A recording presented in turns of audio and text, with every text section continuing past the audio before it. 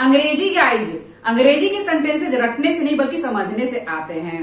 आज की वीडियो में गाइज आप कुछ ऐसे ही सेंटेंस स्ट्रक्चर्स को समझेंगे जिनके जरिए आप रोज बोले जाने वाले आसानी से सेंटेंसेस को बनाएंगे और बोल। और ये स्ट्रक्चर्स गाइज बहुत ही सरल और प्यारे हैं। अगर आप इनको ठीक से समझ गए तो 2-4 नहीं बल्कि ढेर सारे सेंटेंसेस को बना पाएंगे और बोल पाएंगे। गाइज सेंटेंसेस को रटिए नहीं, कुछ सेंटेंसेस को बनाइए और कमेंट जरूर करिए guys. My name is Sangeeta Singh, welcome back to my channel English with Sangeeta. Let's begin.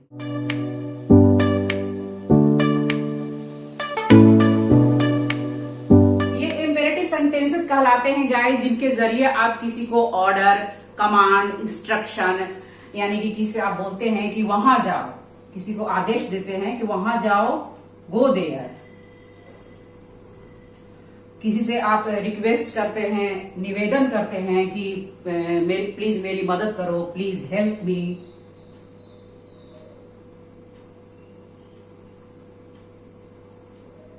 Suggestion के लिए किसी को अगर आप सुझाव देते हैं, वर्क हार्ड, मेहनत करो। किसी को अगर आप उपदेश देते हैं, सलाह देते हैं कि take the medicines on time, समय पर दवा लो।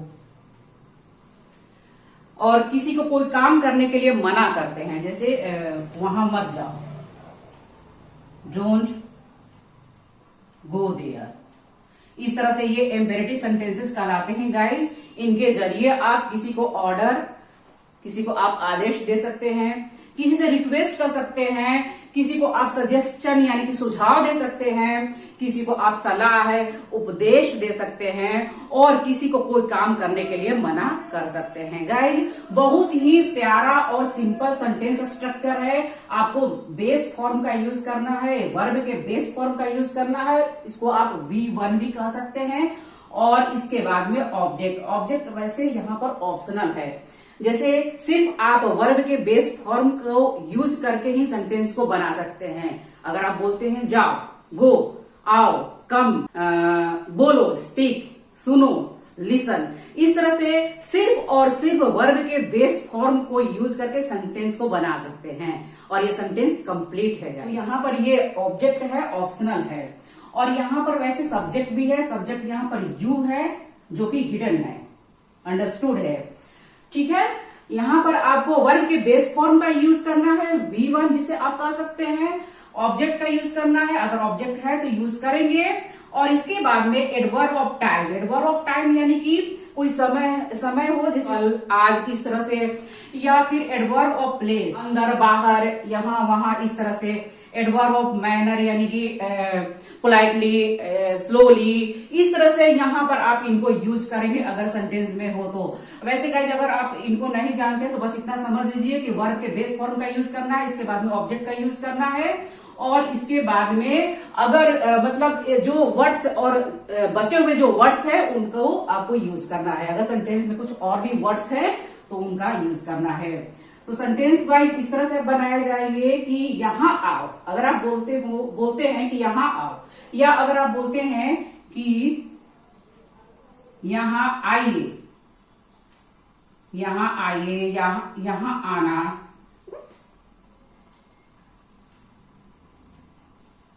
आना, या जो भी आप जिस लैंग्वेज में भी आप बोलते हैं, यहाँ आइयो, इस तरह से जो भी आप लैंग्वेज है, भोजपुरी में बोले यहाँ आइयो, जो भी आप बोले, तो सेंटेंस को इस तरह से ही आप बनाएंगे। यानी कि इंग्लिश में आप अगर इसको ट्रांसलेट करेंगे तो आने के लिए कम का यूज करना है, कम, और यहाँ के लिए हियर, कम हियर। यहाँ आओ, कम हियर। यहाँ आइए, कम हियर। यहाँ आना, कम हियर। यहाँ आइयो, कम हियर।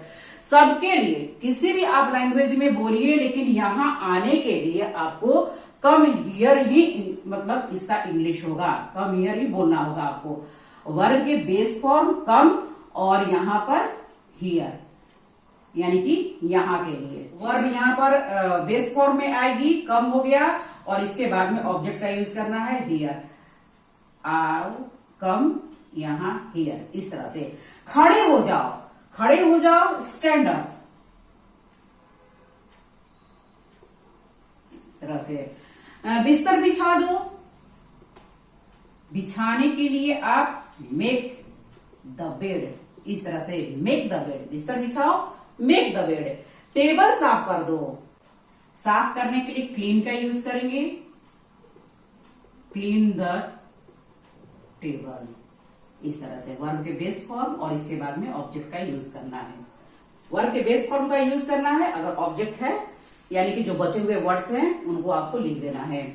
हाथ पोंछ लो, तो पोंछने के लिए गाइस यहाँ पर ना आप वाइप का यूज करेंगे। वाइप मतलब पोंछना, जो वाइपर होता है ना पानी निकालने वाला, तो आप यहाँ पर पोंछने के लिए वाइप का यूज करेंगे। हाथ पोंछ लो, वाइप योर हैंड्स, इस तरह से आप सेंटेंस को बनाएंगे। वाइप योर हैंड्स, अगर आप बोलते हैं कि टेबल पोंछ दो तो वाइप द टेबल, इस तरह से। बर्तन पोंछ दो, वाइप द डिशेज, इस तरह से गाइस यहाँ पर आप पोंछने के लिए वाइप का यूज करेंगे। किचन काउंटर को पोंछ दो, वाइप द किचन काउंटर, खिड़कियों को पोंछ दो, वाइप द विंडोज, इस तरह से आप यहाँ पर वाइप का यूज करेंगे पोंछने के लिए। कृपया समझें, कृपया प्लीज समझे, प्लीज अंडरस्टैंड। एकदम बहुत ही प्यारा और सिंपल सेंटेंस स्ट्रक्चर है गाइस। अगर आप इस सेंटेंस स्ट्रक्चर को ठीक से समझ जाएंगे तो 4, 5, 10 सेंटेंसेज ही नहीं बल्कि हजारों सेंटेंसेज को बनाएंगे और बोल पाएंगे। और ये सेंटेंसेज यानी कि इनको हम लोग डे टू डे लाइफ में यूज करते हैं। आप इनको रोज बोलेंगे, रोज बोलते हैं। और अगर आपको इन सेंटेंसेस यानी कि हिंदी के वाक्य को अंग्रेजी में बोलना है तो बहुत आसानी से आप बोलेंगे। इसीलिए मैं बार बार बोलती हूँ गाइस कि सेंटेंसेस को रटने की कोशिश मत करिए, समझने की कोशिश करिए। सेंटेंस स्ट्रक्चर्स को अगर आप समझ जाएंगे तो सेंटेंसेस को खुद ही आप बना पाएंगे, यानी कि किसी और की जरूरत नहीं है। खुद अगर आपको मतलब जो वर्ड मीनिंग याद है, आप जाना आना जितने भी ये वर्ड्स हैं अगर आपको याद है तो आप आसानी से सेंटेंसेस को बना पाएंगे और बोल पाएंगे। वैसे गाइस अंग्रेजी रटने से नहीं समझने से ही आती है। अंग्रेजी को जितना आप समझेंगे, स्ट्रक्चर को जितना ढंग से समझेंगे, उतना ही आप सेंटेंसेस को बनाएंगे और बोलेंगे। द नेक्स्ट वन इज ध्यान दो। ध्यान दो यानी कि ध्यान देने के लिए पे अटेंशन, पे अटेंशन, ध्यान दो, पे अटेंशन। गाड़ी धीरे चलाओ। अगर आप किसी के साथ जा रहे हैं और अगर आपको बोलना है कि गाड़ी धीरे चलाओ, किस तरह से आप अंग्रेजी में बोलेंगे? Drive slowly. गाड़ी चलाने के लिए ड्राइव का हम लोग यूज करते हैं और धीरे चलाने के लिए आप स्लोली का यूज करेंगे। ड्राइव स्लोली, इस तरह से। यहां पर ये एडवर्ब ऑफ मैनर हुआ है। इस तरह से आपको कुछ नहीं करना है, बस वर्ब के बेस फॉर्म का यूज करना है और जो आगे का जो नेक्स्ट वर्ड्स है उनको लिखना है। ठीक है, गाड़ी धीरे चलाओ, ड्राइव स्लोली। अगर आप चाहे तो कृपया बोल रहे हैं, कृपया गाड़ी धीरे चलाइए, तो प्लीज लगा देंगे, प्लीज ड्राइव स्लोली। अगर आप बोलते हैं कि धीरे बोलो, स्पीक स्लोली, ठीक से बात करो, टॉक प्रॉपरली, तरीके से बोलो, स्पीक पोलाइटली, यानी कि पोलाइट वे में बोलो, स्पीक पोलाइटली। ध्यान दो, पे अटेंशन, अपने लक्ष्य पर ध्यान दो, pay attention to your goal, या focus on your goal. Focus लगाएंगे तो ऑन आएगा, फोकस ऑन योर गोल। और आप बोलते हैं कि लक्ष्य बनाओ, मेक योर गोल, या सेट द गोल, इस तरह से भी आप बोल सकते हैं। द नेक्स्ट वन इज मेरी बात मानो,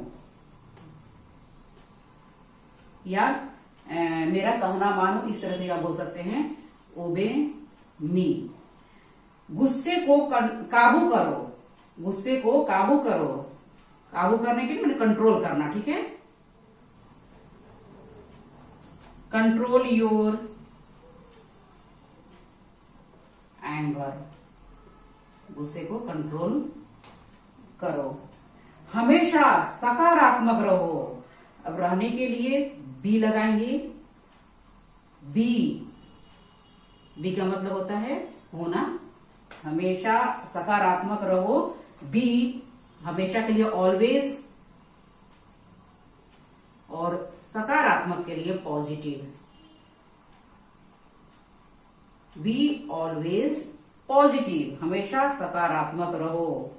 इस तरह से गाइज अगर आप किसी को उपदेश देते हैं कि हमेशा सकारात्मक रहो, बी ऑलवेज पॉजिटिव, साहसी बनो, बी ब्रेव, आशावादी बनो, बी ऑप्टिमिस्टिक, निराशावादी मत बनो, डोंट बी पेसिमिस्टिक, भगवान में विश्वास रखो, बिलीव इन गॉड, अपनी योग्यता पर भरोसा रखो, ट्रस्ट योर एबिलिटी, मेरे पीछे आओ, फॉलो मी, मेरी बात सुनो, लिसन टू मी, उसकी बात मत सुनो, डोंट लिसन टू हिम। इस तरह से गाइज आप ढेर सारे सेंटेंसेस को बना सकते हैं। द नेक्स्ट वन इज सब्र रखो और मेहनत करो। तो गाइज रखने के लिए आप हैव का यूज करेंगे। हैव और हैज का use as a helping verbs के रूप में होता है, लेकिन कोई चीज पास में हो रखने के लिए हम लोग हैव का यूज कर सकते हैं, करते हैं। ठीक है, सब्र रखो, हैव पेशेंस, हैव पेशेंस, सब्र रखो, हैव पेशेंस, और मेहनत करो एंड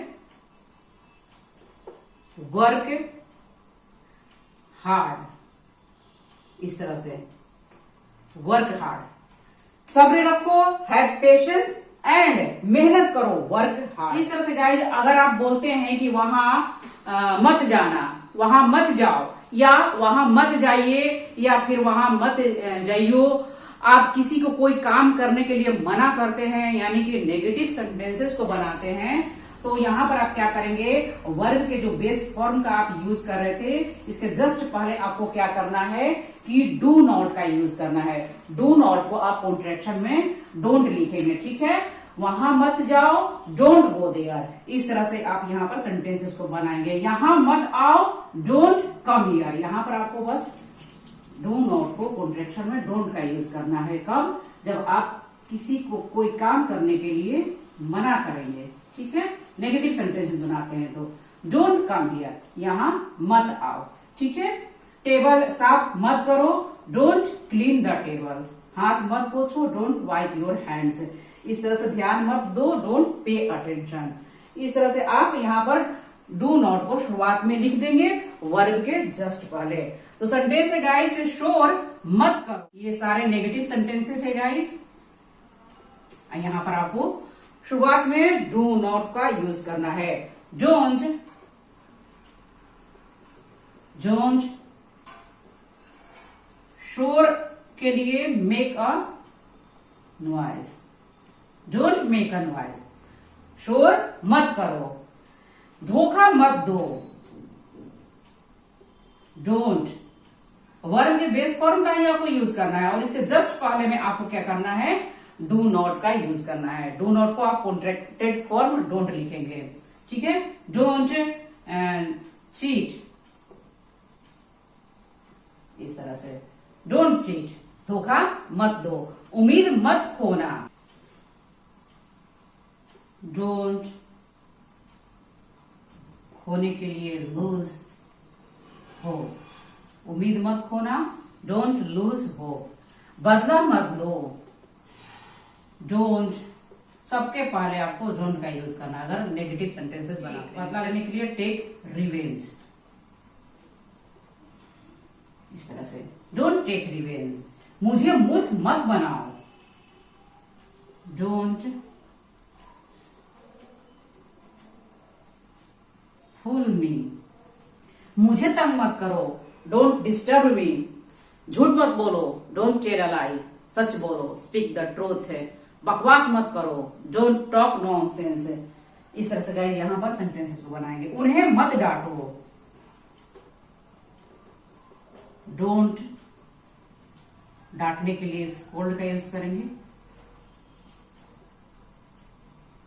देम, उन्हें के लिए आप देम का यूज करेंगे। उन्हें मत डांटो, डोंट स्कोल्ड। चिंता मत करो, डोंट वरी, ये तो सभी को मालूम होगा, डोंट वरी। उसे मत चिढ़ाओ, डोंट टीज हिम, उसे मत चिढ़ाओ, डोंट टीज हिम। स्वार्थी मत बनो, डोंट बी सेल्फिश, बनने के लिए बी डोंट बी सेल्फिश। इस तरह से गाइज अगर आप बोलते हैं कि मुझे मत चिढ़ाओ, डोंट टीज मी, यहाँ पर मी आप लिखेंगे, ठीक है। मुझे मत डांटो, डोंट स्कोल्ड मी। किसी पर भरोसा मत करो, डोंट ट्रस्ट एनीवन, उसे मत रोको, डोंट स्टॉप हिम। इस तरह से यहाँ पर डोंट का यूज करेंगे अगर आप किसी को कोई काम करने के लिए मना करते हैं। अगर चाहे तो स्क्रीनशॉट ले लीजिए।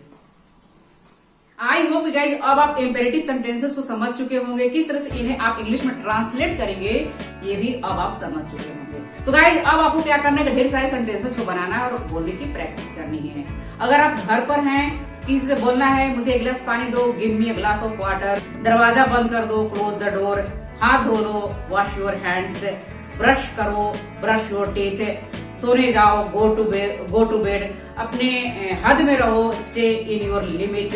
इस तरह से गाइज आप ढेर सारे सेंटेंसेस को बनाइए और बोलने की प्रैक्टिस करिए। नेक्स्ट वीडियो में मिलते हैं guys, till then keep learning, keep practising.